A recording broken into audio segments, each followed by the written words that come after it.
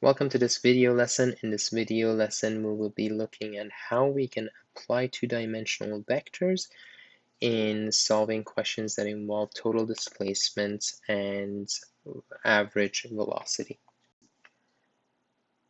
In this video, we're looking at motion in two dimensions, and we're going to use a lot of vector skills that we have already done in Unit 1.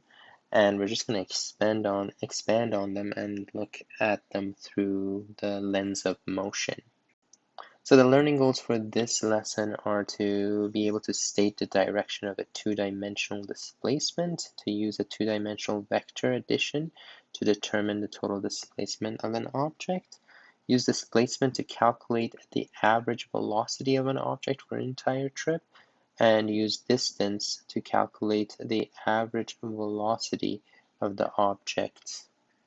This should say average speed, I do apologize, speed of an object for the entire trip. Okay, so a lot of this lesson is adapted from Mr. O's 2014 notes.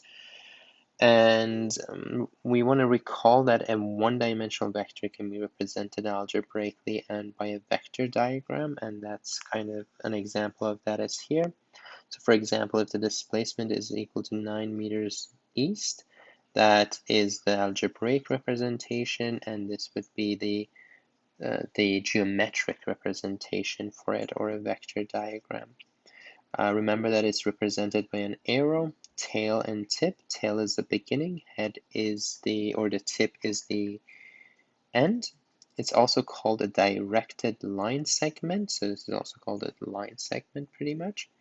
And the arrow points in the vector direction. So in this case, the arrow here is showing that this is going in this direction, which in this case, it seems like we have defined this direction to be east. We've already talked about how to represent things in two dimensions as well. I'm just going to zoom in a little bit here. In two dimensions, for a two-dimensional vector, it has a variable, symbol, magnitude, units, and direction, which includes two compass direction and a bearing angle. Bearing angle is not always, it's actually not the best definition. Bearing angle is always measured from the north, but it will always have two directions to define it. So let's look at an example here. We got a displacement which is 9 meters. So 9 is the magnitude of how long it is. If, for example, if this is 9 meters, then 20 meters would be much longer and 1 meter would be much shorter. So the magnitude or the size of the vector is that value. Meter here is the unit. In this case, it's meters. And you can see, obviously, this is scaled down because 9 meter would definitely not be this short unless you're looking at a gigantic screen. Then this might be 9 meters, but that's very unlikely. In terms of direction, we can see that this can be represented in two different ways. One way is looking at it starting from east, turning 47 degrees towards north. That's what it means. So east moving towards north. Or you can also think about this as 9 meters starting from north. So starting this way and moving 43 degrees towards east. How did we find 43? Well, this is a 90-degree angle, and 90 minus 47 will give us the 43 there. So again, starting north, turning 43 degrees towards the east direction, and that's another way of representing an algebraic vector in the geometric way. Few notes on this. Direction of a two-dimensional vector is always relative to the vector tail. So we always start from the tail and we look at what direction it goes in. We never start from the head, so we never put the head here. We always put the tail in here. Place a compass at the tail of the vector. So here's a compass. From the tail, go first direction and then go to the second direction. So east first towards north, or north first towards east. You choose. Draw in the two-dimensional vector tail to tip, and the angle is relative to a compass direction in the two-dimensional vector. So basically this kind of defines it. Okay, this is everything I just said, so we can skip this. But in terms of direction, again, if you ever need to figure out a direction of a vector, put a compass at the very tail of it and look at, well, the magnitude and the unit will be given to you, and then look and see if it's going this direction, go east, measure towards north, and that you can write it in that way, or you can go north first and then go towards east and measure this angle. Completely up to you, doesn't change anything. I'm going to move up a little bit. Note for both a one-dimensional vector and a two-dimensional vector, a negative magnitude represents the opposite direction. For example, if you have something which is 5 meters east, that's same as negative 5 meters west. In a two-dimensional vector, if you have 5 meters east, 25 degrees north, that's same as negative 5 meters. Instead of east, you're going to replace it by west, and instead of north, you're going to replace it by south. So east changes to west, north changes to south. You can also so let's actually look at this. So here we got our vector, which is, let's say, 5 meters in terms of magnitude. Let's write that down. And in terms of direction, you can either look at it starting from east, moving towards north, 25 degrees, or you can look at it starting from north. So that's starting from north, turning 65 degrees towards east. Now, if you were to draw an opposite vector to this, so this is positive 5 meters, this would be negative 5 meters. Instead of so you can write it as negative 5 meters using the opposite angles. When you have two lines passing together, the opposite angles will be the same. You can also look at this as the negative vector. So instead of positive 5, negative 5. In terms of direction, this one starts from, instead of saying east 25 towards north, this would be west 25 degrees towards south. So that's kind of what we have here. So west and then 25 degrees south. Or if we had said that is north and then 65 degrees towards east, instead we can say a negative south 65 degrees towards west. So south 65 degrees towards west. So in this case, we are changing north. Whenever we go from positive to negative, we change the north to south and east to west. We don't switch. We just change north to south and east to west. And whenever you're converting between, if you had two positive things, two positive vectors, and you wanted to change, if you wanted to switch from the east and the north, if it's east 25 north, it would be north 90 minus 25, which is 65 east. So that's one way to convert them. But again, when you draw it out, it's easy enough to kind of see the differences. And whenever you use negative again, just switch east to west and north to south, or south to north and west to east. And that's how we represent two-dimensional vector. And again, you can see for one vector, there's 4 different ways of representing the same exact vector. Doesn't really matter which method you use, as long as it's consistent and it's correct. As long as it's one of these, then there isn't going to be any issues. Okay, let's see. There are different methods of solving displacements in two-dimensional. We will focus on what's called a vector component method. let's talk about what that is first, or just components of a vector.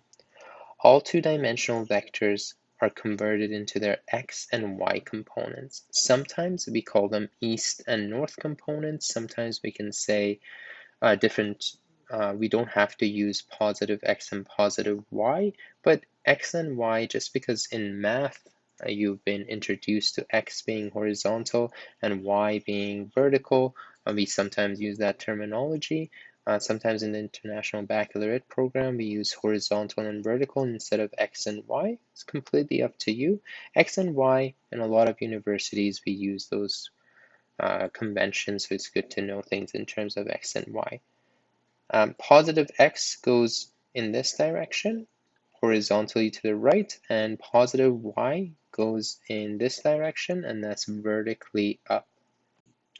All the x components are added algebraically for a vector total in x. So if you have multiple vectors being added, I'm just going to bring this in and zoom out a little bit just so that you can see. So imagine here we have two vectors. We have one vector which is the blue and one vector which is the red, and one vector, sorry, three vectors, one that is green. You can see that this first vector, vector 1, only has an x component. It doesn't have x and y. This red one has an x component and it has a y component. This third vector only has a y component. When we're adding all the vectors, we put the tail of one of the vectors on the head of the other one. So here we put the tail of the second vector on the head of the first, and we put the tail of the third vector on the head of the second one, and then we connected the final results starting from the tail of the very first vector to the head of the very last, and that's how we've been adding vectors so far in our class. So the total vector will have an x component itself, and it will have a y component. Note that its x components, it's same as the x component of the first vector plus the x component of the second vector plus actually the x component of the third vector here, which is 0. The third vector doesn't have an x component. For the y component, its y component is equal to the y component of the first vector, which is 0, plus y component of the second vector, plus the y component of the third vector. And in this case, we can find the x and y components of our final vector. And that's what the second vector says. All the y components of the vectors are added in order to get the y component of our total, or total vector. The total component vectors are combined into a total two-dimensional vector, and this method is considered to be the most powerful method when adding more than two vectors. So this is kind of the geometric proof, and you can see that actually if we just had two vectors being added, we could actually use the sine law or the cosine law to find the missing angles and everything, but whenever we have more than two vectors, it's a lot easier to add them like this. And later on, you will learn different methods of doing this using complex numbers that will actually make things a lot easier. But anyways, for now, just know that using this method, it's a very powerful method, and that's why we're going to be using it this year. Now, let's talk about finding the different components. Basically, whenever you're looking at components, if you have a vector, you have to break it into x and y components. Whenever you do this, you always start from the tail of the vector and you move to the head. So in this case, we move horizontally to get to the head, and then we move vertically to get there. We could do the same thing in this direction. We could start moving up vertically to reach the head, and then move horizontally to get there. The magnitude and the direction of these don't change whichever method you use. Note that also this creates a right angle triangle, and note that the dimension of the horizontal component is always less than the actual vector, and the size of the vertical component also is always less, unless these are in the same directions. But that's not really possible in this case, or if one of them is 0, then they could add up. or one could be equal to the other one, but that's the only case. And since we have a right angle triangle, we can use cosine and sine rules to find these components. So I'll do an example for dy here. This is opposite to our angle here, so sine of theta is equal to the dy component over d. And if I were to rearrange, I would get dy component is equal to d multiplied by sine theta. So for opposite components, always multiply the hypotenuse by sine of the angle. And for adjacent, I'll call this adjacent, I'll call this opposite. For adjacent, cosine of theta is equal to the change in displacement in, sorry, just the displacement in the x direction over the displacement. And if I were to rearrange this, I would get, forgetting my arrows here, apologies, is going to equal to the displacement multiplied by cosine of theta. So for adjacent, you multiply the hypotenuse or the actual vector by cosine of the angle. And then you combine them. So if you have multiple ones, you add them all up. And once you add them up, you are going to use the Pythagorean theorem and the tan law to find that angle. Let's do some examples and hopefully that will help you understand the situations better. So as a review, this is from a long time ago. Let's find the east and north components of a vector which is 50 meters west 35 north. And note that it doesn't actually have to just be displacement. This could be velocities that we can also break down into components. But anyways, let's draw this out. West, north. I'm going to draw a compass here. This is east, this is north. And this vector is starting, it's going to start at the tail. And it's going to go in the west direction, turn 35 degrees in the north direction. So I'm going to draw that. I'm going to draw it big enough that we can do some calculation on it. And good. And this is magnitude is 50 meters. So I'll write that down. And I'm going to break them down into components. I'm going to have a west component or a negative east component in this direction. And I'm going to have a north component here. Note that I could have done this different. I could have started going up first and then going in that direction, but then I had to find an extra angle, so I was just being lazy. To find these components, I'm going to call this component AY. So I'll call it AY, and I'm going to call this AX. And I'm just going to find the components without directions first, and then I'll put all the directions in.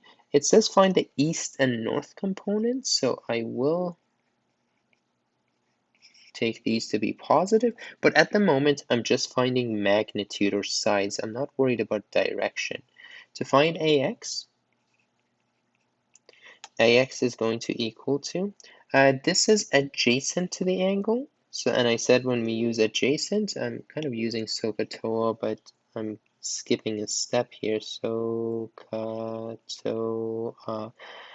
Since the x component here is adjacent, I have to use cosine, so that's going to be 50 times cosine of 35, and that's going to equal to approximately 41.0 meters.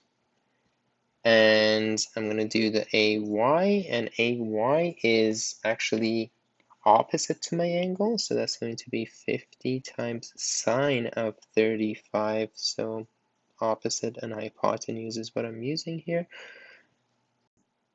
And when I do this, I get 28.67, so I'm going to round that to 7 meters. Now this is nice. I have the magnitude. I know what the size of this is. I know what size of this is. I have to now figure out my proper components. So my east component is going to be I'm going to call it east, you can call it x, it doesn't actually really matter that much. And I now will put a vector component in there, so indicating that it will have a direction. I know the size of this is 41.0 meters, so I'll put that in. Unit is meters, and in terms of direction, I want it in the east direction. This is actually going in the west direction, and therefore I have to use a negative here because I know that negative 41 meters east is same as 41 in the west direction. That's how I get my east components.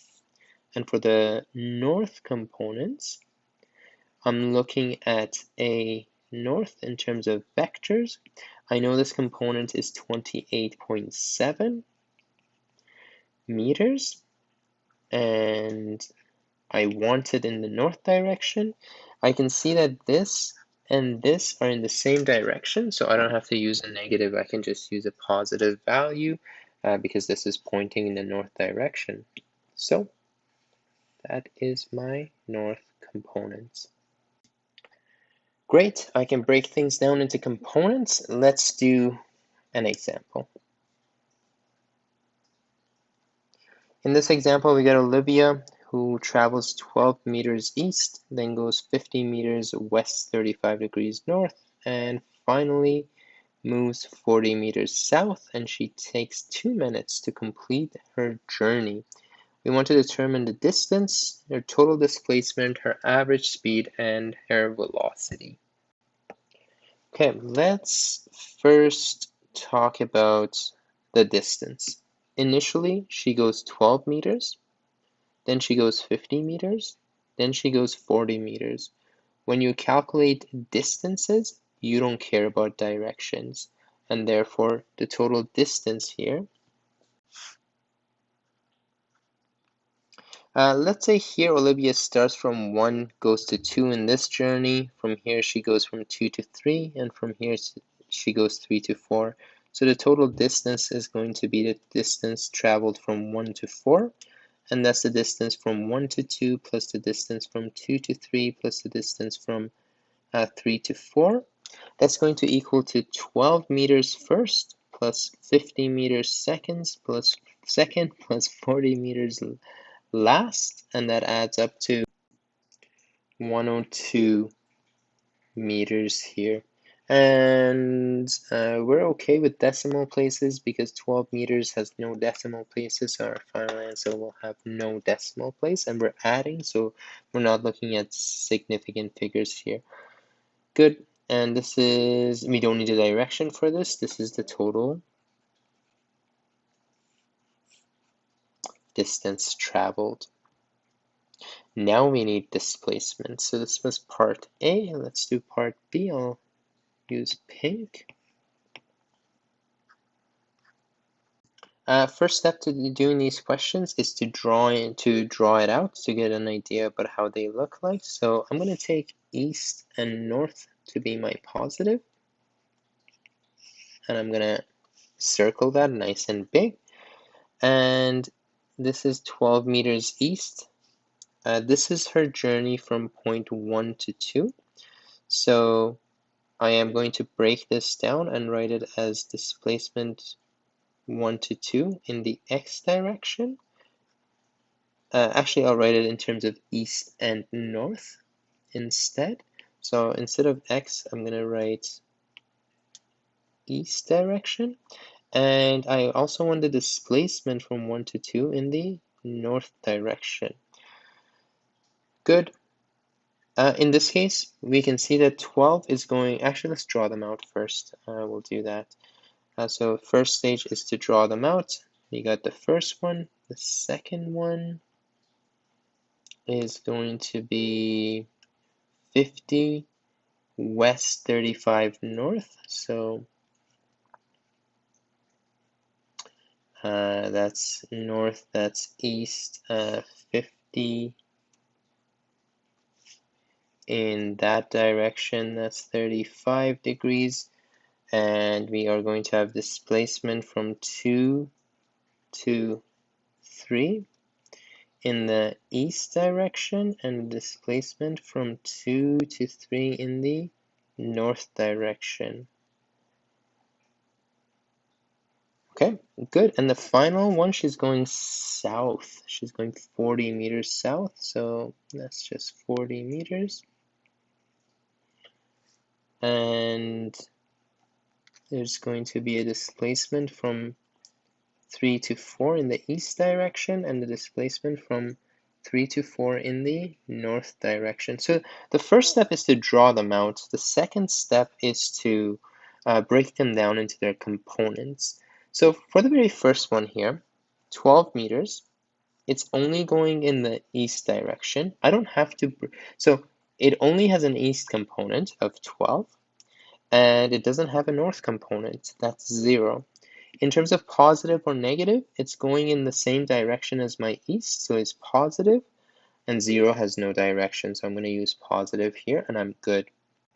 For the second one here, clever question. It's exactly same as the last one. So we can see that the last one had the east component and the north component for 50 going west 35 north. So I'm just going to reuse the exact values here. 50 cos 35. Maybe I'll just show it to you as well. Well, this has two components. It's got this component, and it's got this component. So this is for the east component. First of all, it's moving opposite to east, so I'm going to use negative. And for its magnitude, it's 50. This one is the opposite. Sorry, this is the adjacent angle, so I have to use cosine for it. This is 50 cos of 35. And for this one, it's going the same direction as my positive convention. I'm going to bring my positive again here so that you can see it. So this is going to be 50, and it's going to be sine of 35. For this one, there is no east component. You can see that from the diagram easily. That's 0. And for the north component, we can see that vertical component is going down, whereas my positive is up. So instead of using positive here, I am going to use negative 40. That's step 2. Break down the components. For the total is going to have its own east component, and it's going to have its own north component. Let's write it like this. And for the east component, you're going to add up all the east components. So I have 12, negative 50 cos 35, and 0. So this is going to be 12 plus negative 50 cos 35 plus 0.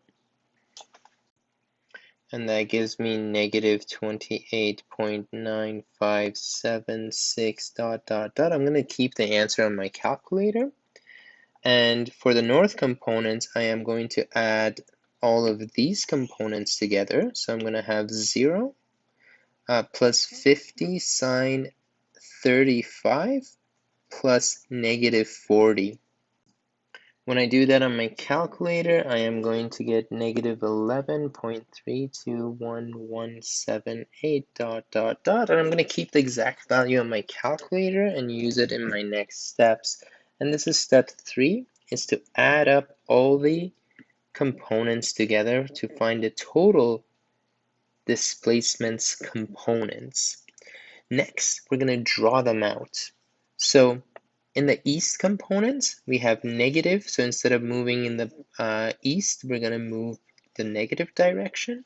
And for north, my component is also negative, so instead of moving up, I'm going to move down.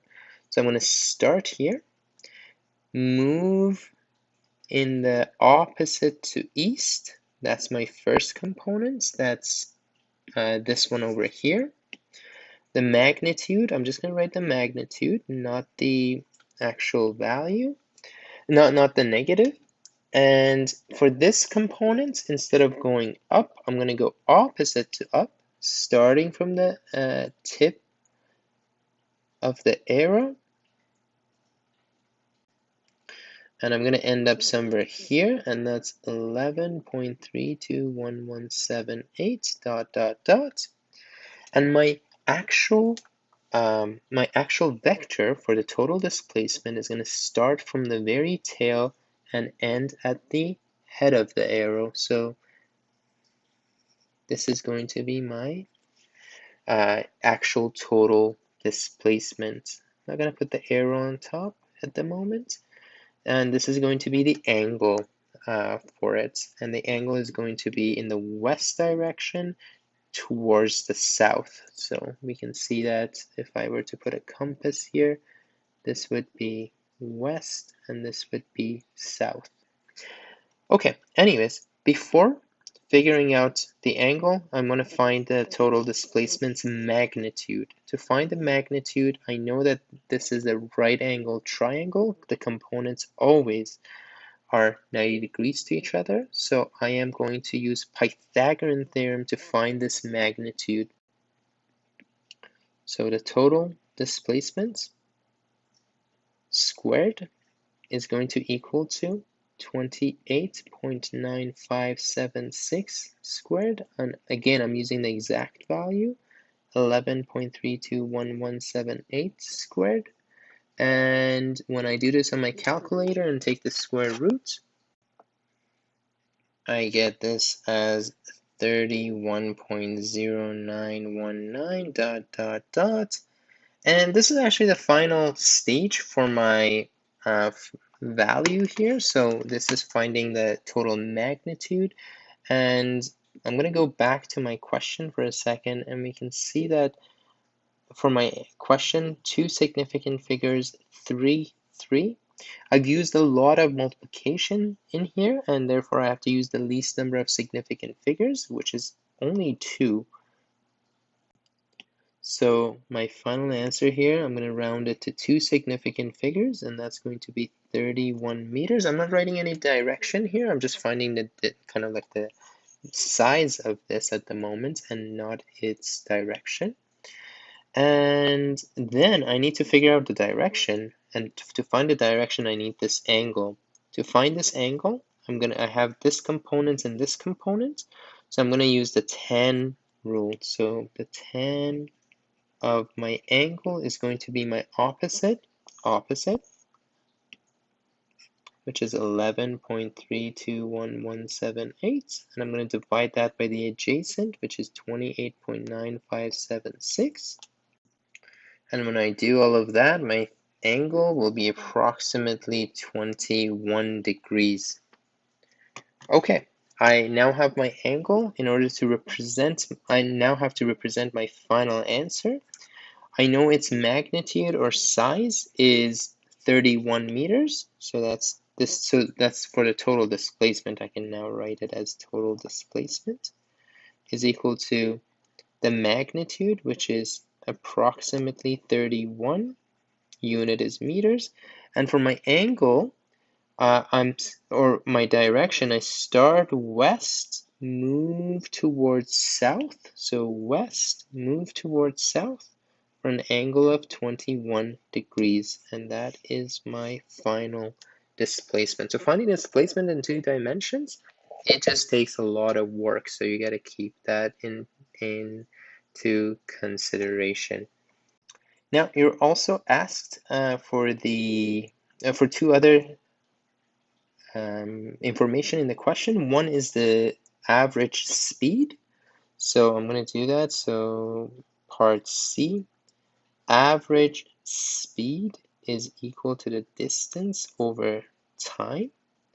So the distance was, I'm going to go back, just check. The distance was 102 meters. So actually, 102. And the time it took was 2 minutes. And you can write your final answer in units of minutes if you want, but we usually use seconds. So this is 102. For the time, 2 times 60. And the 2 times 60 here is changing minutes into seconds. And when I do that, I get approximately Remember that my final average speed was 3 significant figures when I added them. Divide that by 2 minutes. 2 minutes. I want to see if that's given to me. No significant figures. So just one significant figure, sorry. So that would, my final answer is only good to one significant figure here. So this would be 0.9 meters per second. Don't need any direction for this one, so I'm going to leave my answer like this. And let's do part D. What is the average velocity? And for the average velocity, I'm going to divide the displacements total by the change in time. The displacement total was 31, and I'm going to use the exact value, 19. I'm not going to write the direction, I'll just write the direction at the end. 2 times 60, and I will get approximately one significant figure. This would be 0.3 meters per second. Direction doesn't change here, so the direction remains as west, 21 degrees south. And that's my total, that's my average velocity here. So V average with an arrow, and that's it. So to find the average speed, all you do is you use distance over time, and for average velocity, you will do your displacement over time. So this was a very involved question, so I'm just going to zoom out, and I know it's going to be difficult to see, so actually I'll zoom in and kind of talk about the different steps. Well, finding the distance in these types of questions isn't challenging. The total distance is just the addition of all the individual distances, and those don't have any direction, so when you add them, you just add them. So this is basically saying Olivia was initially going 12 meters, and then she went another 50 meters, and then she went another 40 meters. So you just add them up to find that entire journey. When it comes to displacement, you have to take into consideration that displacement is always the shortest possible distance between the starting and final position, and it also has a direction. So when you add vectors, then you have to break them down individually to their components. So in this particular case, she initially goes 12 meters in this direction, so we draw that out in the east direction. Then she goes 50 meters west, 35 degrees north, so that's in this direction. And then she goes 40 meters south. We draw them out first, that's our first step. Our second step is to break them down into components, so east and north, east and north, east and north. And I always do that to my positive sign convention. And first one, only east, no north. Next one has a negative component in the east component and a positive component in the north direction. And my last one doesn't have any east component, but it has a south component or a negative north component. Once I have them broken down in the second step, the third step is to add all of them up.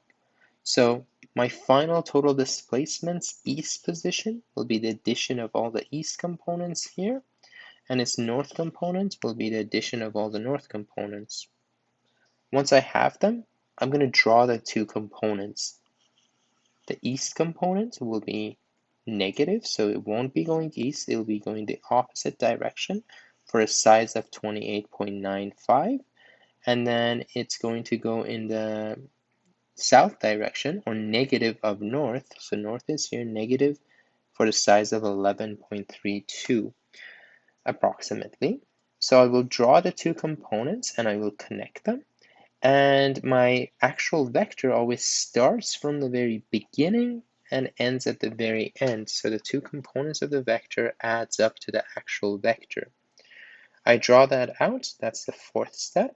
The fifth step is to find the size of this. Since this is a right triangle, we use Pythagorean theorem to find that. So we did that here. And Then we find in the sixth step, we find the angle here, and we get a right triangle. We will use opposite over adjacent. It's best to use the original values that we found in the previous steps. So that's why I use tan. You can also use cosine or sine ratios because you have the total displacement, but if you made a mistake here, then that could cause additional errors. So try to use tan. I think it's a little bit easier. You do that to find the angle, and then finally, you just write your final answer. So first of all, go and look at how many significant figures you need. In this question, it was 2. So 31 meters rounded is the size and the unit. And for the direction, it starts in the west direction, moves towards south 21 degrees. And that's how you find displacement. To find the average speed, divide the distance over time. And to find the average velocity, divide the displacement over time. And that's it. I'm going to end this lesson here. I just need you to practice a little bit of this. There's another example. We can do that another time, or I might just release a separate video for it. But practice, practice, practice. And if you do 3 of these correctly, then it should really stick. The steps are always the same. Draw the different vectors, break them down into components, add the components together, and then use the new components to create the total displacement vector. And once you have that, you can find its size and angle using, or size and direction using Pythagorean theorem and the tan ratio, or the tan trig ratio. And once you have that, put everything together, and that's the final step.